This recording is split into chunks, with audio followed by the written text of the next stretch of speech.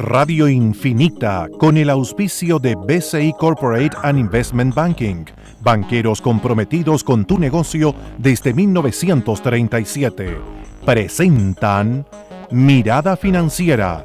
La periodista Paulina Yarur analiza los principales hechos que mueven a los mercados financieros de Chile y el mundo. ¿Cómo están? Bienvenidos. Comienza Mirada Financiera en este martes 9 de agosto de este 2016, en una semana en la cual estamos haciendo un recorrido por las distintas oficinas de representación de BCI en América Latina. Hoy nos vamos a Colombia y para ello vamos a conversar con Santiago Rivero, representante de la Oficina de Colombia, director representante de la Oficina de Colombia, y también me acompaña Marcelo Díaz, él es gerente de inversiones y liquidez BCI. ¿Cómo están? Bienvenidos a ambos. ¿Cómo está Santiago?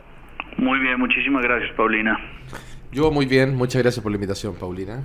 Ayer estuviste conmigo y hablamos de Brasil. Hoy nos vamos un poco más al norte, nos vamos a Colombia, y también dentro del marco de este análisis que entregó recientemente el informe de América Latina tercer trimestre de 2016, que nos proveyó todo el equipo de BCI Estudios. Vamos a mirar cómo está Colombia, un país andino, un país donde ha tenido un desarrollo bastante interesante, donde hace algunas semanas, ya un mes, ya se pasa tan rápido el tiempo, el presidente Santos firmó un acuerdo con la guerrilla de las FARC, un acuerdo que podría devolverle o darle mayor seguridad a Colombia. Pero me gustaría preguntarte a ti, Santiago, ¿cómo vislumbra el panorama en un país que también ha sido golpeado por este descenso en el precio de los commodities? Bueno, mira, desde el punto de vista de economía, obviamente nosotros tuvimos, digamos que Colombia fue por unos muy buenos años, yo creo que desde 2005 para acá o hasta el 2013 fueron años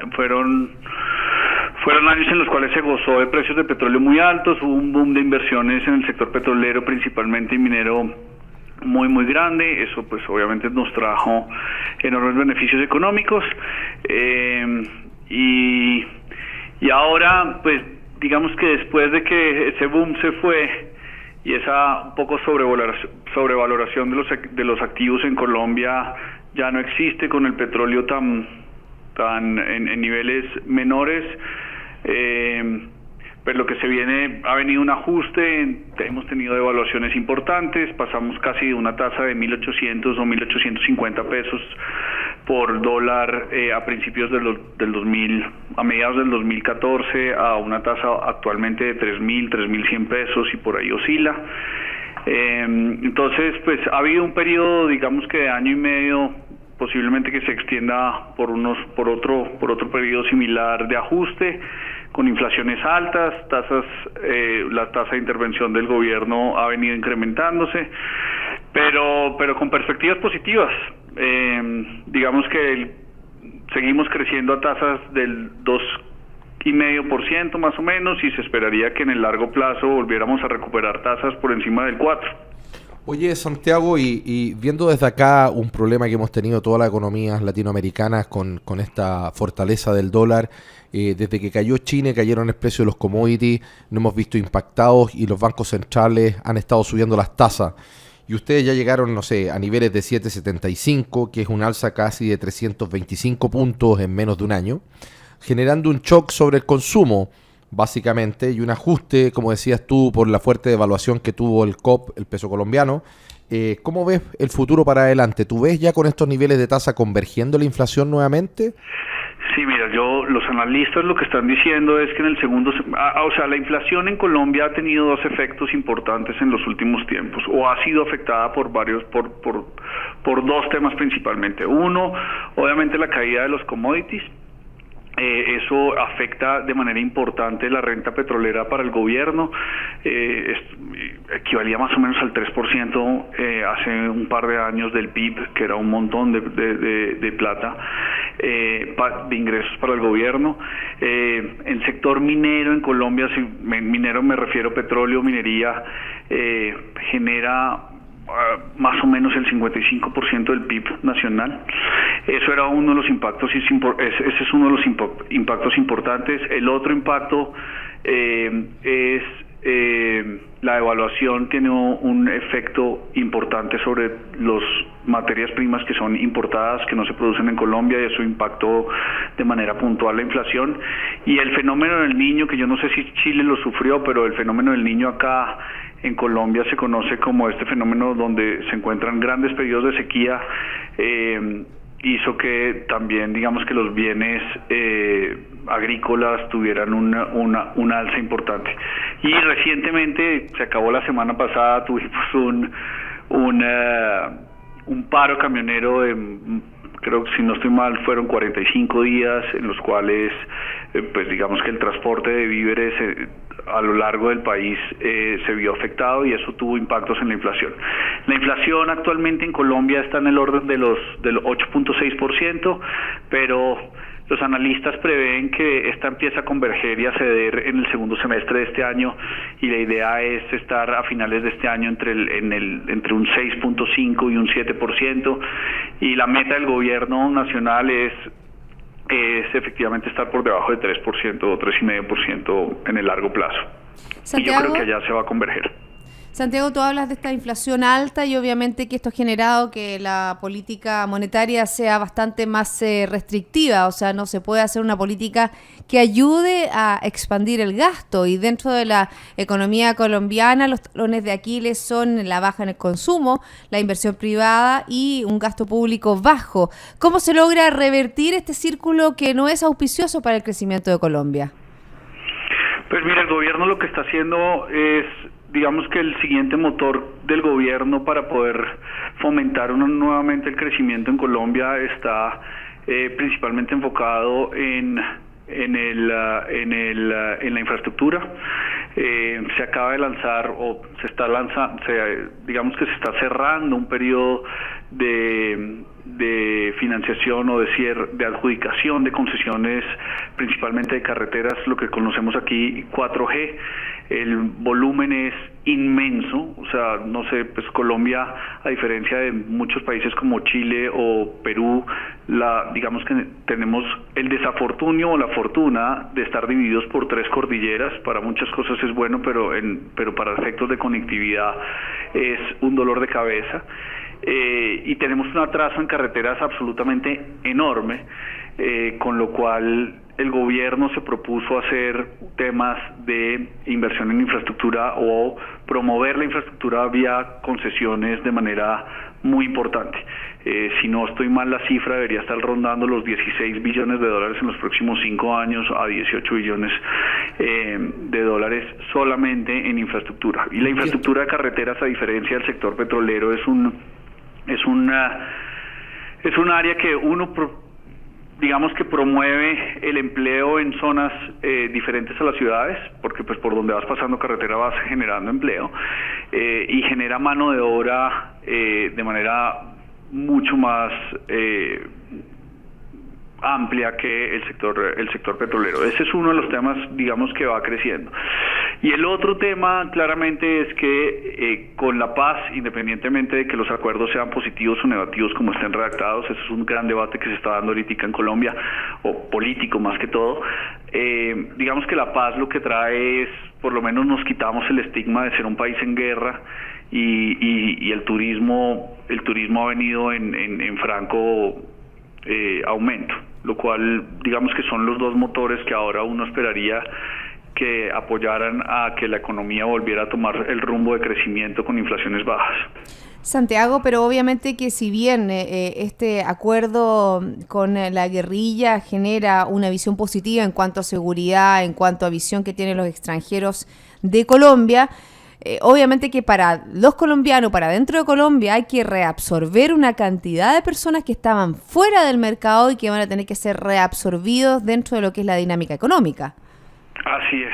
Ese es uno de los grandes debates de cómo se va a hacer, cuánto se ha costado. Digamos que lo que se firmó tú mencionabas, se firmó hace un par de semanas un acuerdo de paz. Realmente todavía no se ha firmado el acuerdo de paz. Lo que se firmó fue un acuerdo de cese bilateral del fuego. El acuerdo de paz debería estar firmado en los próximos 2 meses. Quedan un par de puntos de la agenda, de una agenda de 6 que todavía están siendo debatidos en La Habana. Y una vez se firme ese acuerdo de paz, entra un tema que se llama el plebiscito, que es el presidente Santos decidió que para darle mayor legitimidad al acuerdo de paz, debería pasar por las urnas, y los colombianos deberían votar si quieren la paz bajo las condiciones que se establecen en dicho acuerdo o no se quiere la paz bajo esos términos. Entonces, la verdad es que decir cómo se va a hacer o qué no se va a hacer todavía no se conoce, o por lo menos no ha sido divulgado de manera pues a toda la población todavía cómo son los acuerdos, porque otro de los términos que se ha dicho dentro de los acuerdos es que nada está acordado hasta que todo está acordado. Entonces, hasta que no se firme el acuerdo de paz con todos sus puntos, digamos que el acuerdo todavía no existe, o no se ha materializado. Que se firme el acuerdo de paz no significa que tengamos paz. Eso es un tema que yo creo que es importante. Que se firme el acuerdo de paz es que se llegaron unos acuerdos para implementar la paz, y posiblemente en un periodo de largo plazo, algunos dicen 5, otros 10, otros 15 años, digamos que todas esas generaciones que han vivido en guerra y que están armados al margen de la ley, pues sí tienen que tener un proceso de reincorporación a la sociedad y volverlos a vincular al campo y desarrollar el agro colombiano, que es, digamos, que la otra fuente de crecimiento a la cual el país le debería apostar, porque tenemos grandes extensiones de tierra todavía sin ser explotadas de manera eficiente. Santiago, y yendo un poco al ámbito económico, se espera un déficit del gobierno de cerca de un 3,1%, y hay un planteamiento de llevarlo hacia el año 2022 a un 1%, y para eso viene un aumento del IVA este año. ¿Cómo ves tú eso sobre el consumo, que es otro de los motores del desarrollo de toda la economía? Mira, más que el IVA se viene, no solamente el IVA es una transición de una reforma tributaria del año antepasado, si mal no recuerdo. Colombia tiene reformas tributarias cada 18 meses más o menos. Sin embargo, lo que sí también se está planteando actualmente es una nueva reforma tributaria estructural, que básicamente lo que hace es que se escogió un grupo de gente especialista en el sector para dar sugerencias de cuál sería una reforma que de verdad no sea una reforma de parches sobre lo existente, sino que haga una modificación total, estructural del sector, y eso es lo que se viene. Realmente, si el gobierno se quedó un poco sin gasolina, sin la renta petrolera, el gobierno se quedó sin gasolina y le está apostando mucho a esta reforma tributaria. No sé, no te podría decir con claridad si va a haber un impacto necesariamente en el consumo. Claramente, pues obviamente todo se está llevando a que el consumo se reduzca o que se contenga por un tiempo mientras se vuelve a converger la inflación hacia índices de meta del gobierno o del Banco Central, que es el 3% o 3,5%, y pues por un tiempo yo creería que sí va a haber un impacto sobre el consumo, sin lugar a dudas, tanto por el lado tributario como por el lado de tasas de bancarias. Bueno, estamos aquí en Mirada Financiera disfrutando de este acento tan bonito que tiene Santiago Rivero, colombiano. Estamos hablando sobre las perspectivas de Colombia, también junto a Marcelo Díaz, gerente de inversiones de liquidez y BCI. Santiago, vamos a hacer una pausa, vamos a hacer luego el próximo segmento una mirada de cómo está este flujo de inversiones entre chilenos y colombianos, una población colombiana que aumenta en nuestro país, ¿no es cierto, Marcelo? Pero antes vamos a hacer una pausa. Yo les voy a hablar de Equipo. Equipo es buscar soluciones en conjunto cuando los talentos actúan con un objetivo común. BCI Corporate Investment Banking, banqueros comprometidos con tu negocio desde 1937. Ya volvemos.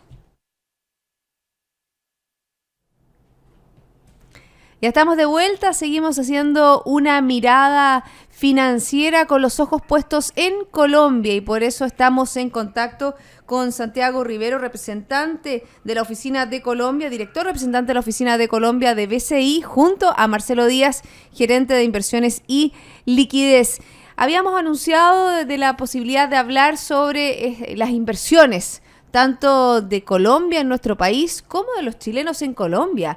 Hay grandes retailers en Colombia. ¿Qué pasa con la infraestructura? También hay un traspaso bien interesante del mercado financiero entre ambos países.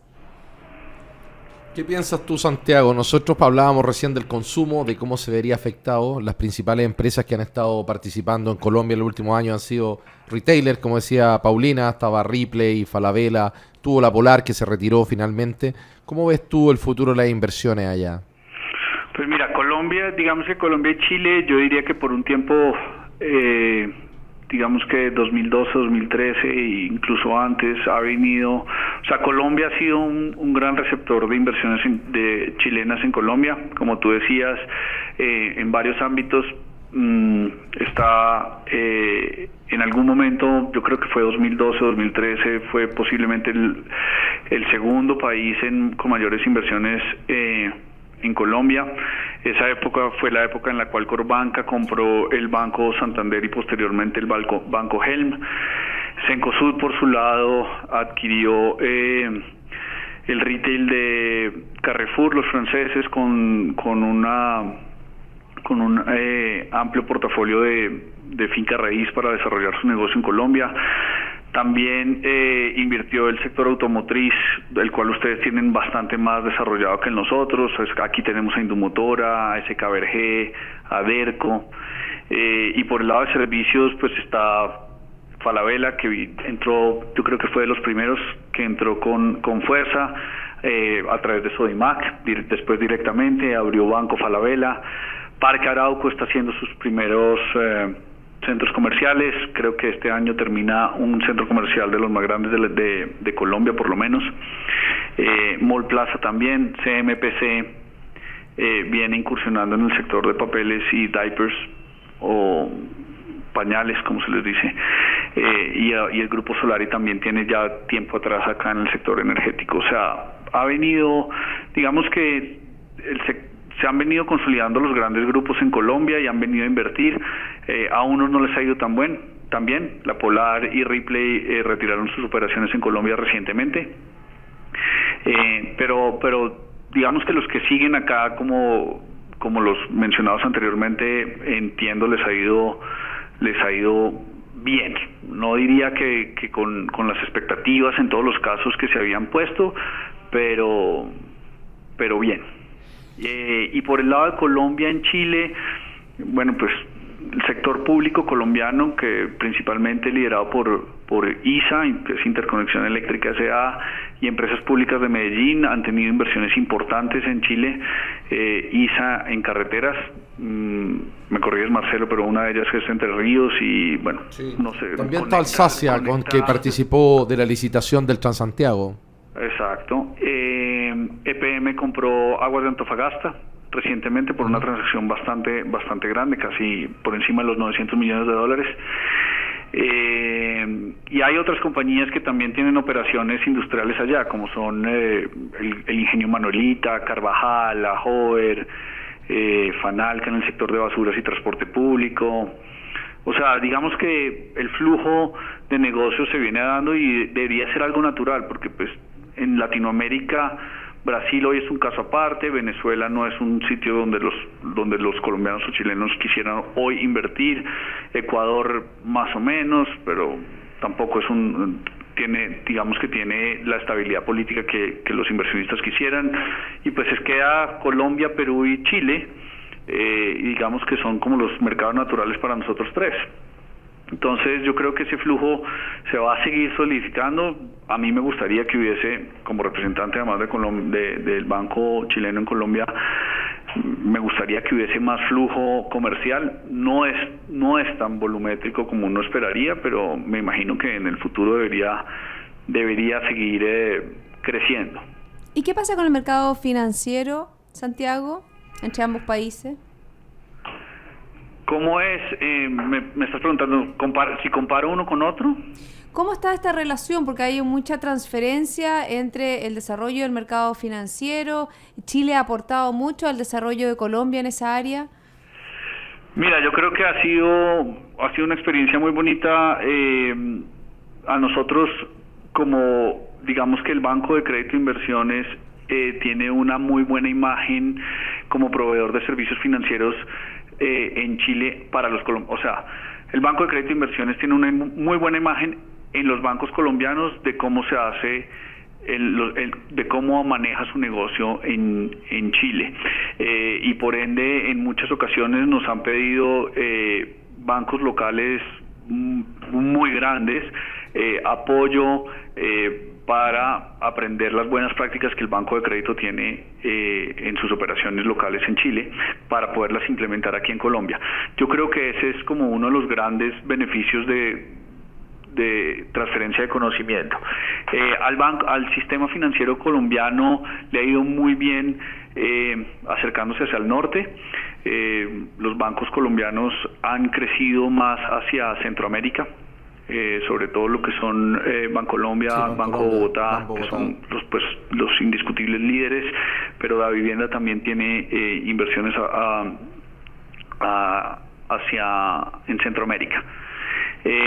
Y de los chilenos acá, mira, la verdad es que el único en realidad grande es el Corbanca. Por Itaú hoy día. Exacto, hoy ya que se está en Chile ya es Itaú, pero pues aquí todavía no se ha llegado a esa transformación o a esa absorción. Y un par de corredores de bolsa. Pero digamos que la transferencia de conocimiento, y los colombianos se fijan mucho en el desarrollo del sistema financiero chileno para tratar de colombianizarlo lo que más se pueda, de acuerdo con la regulación, ¿no? Es un sector extremadamente regulado y por lo tanto pues no se puede copiar al 100%, pero las buenas prácticas han sido algo que me siento muy orgulloso del banco, que los bancos colombianos que son eficientes tengan de referente a un banco como nosotros. Ok, Santiago, ¿y cómo ves tú el futuro para los próximos años? Igual Colombia tenía muy buena relación en su sector industrial o proveía de muchos servicios a Venezuela, sobre todo en el sector energético, en productos químicos para el desarrollo de la empresa petrolera, pero hoy día las relaciones están cada vez más malas con Venezuela y además Venezuela está sumido en una profunda recesión y un desorden político bastante grande. Están tratando de anular efectivamente el gobierno y llamar a nuevas elecciones y están bastante más complicados que muchas economías latinoamericanas. ¿Cómo ves tú el crecimiento? ¿Hacia dónde ves las fuentes de crecimiento de Colombia, que ya no van a ser basados en commodities, dado los precios de los commodities y las perspectivas para los próximos años? Pues mira, Venezuela, como tú lo decías, los principales, hace muchos años, ya no sé cuántos, pero Venezuela fue el segundo socio comercial de Colombia de toda la vida. Primero, evidentemente, siempre es Estados Unidos por nuestra cercanía y por el tema geográfico. Venezuela debería, tarde que temprano, volver a ser nuestro socio comercial más natural. Digamos que con la crisis de Venezuela, efectivamente, lo que hicieron muchos industriales fue reenfocar sus negocios y abrir nuevos mercados. Y si pues ya uno no puede hablar de cuándo pueda llegar a ocurrir, pero si Venezuela volviese a salir a tomar una senda de crecimiento, Venezuela debería volver a ser nuestro socio comercial principal, que es nuestro vecino, donde tenemos mayor conexión y es donde el mayor acceso se tiene y somos muy cercanos. Yo creería que Colombia se ha venido expandiendo hacia Centroamérica principalmente. Grandes industriales han venido haciendo inversiones hacia el norte, no tanto hacia el sur, y la razón por la cual no tanto hacia el sur es que los precios de las compañías o los precios de ingreso hacia mercados como Chile o Perú, si bien son más naturales desde el punto de vista cultural, son bastante más costosos, y yo pensaría que lo mismo los chilenos y los peruanos hacia Colombia. Entonces lo que se han venido enfocando es hacia abarcar mercados menos desarrollados y con mayor potencial, como es Centroamérica, y en muchos casos pues se han ido también a Estados Unidos, y por ahí yo creo que por ahí sigue siendo el crecimiento. Además los commodities tarde que temprano repuntan. Hoy estamos en el ciclo bajo y estos son de ciclos.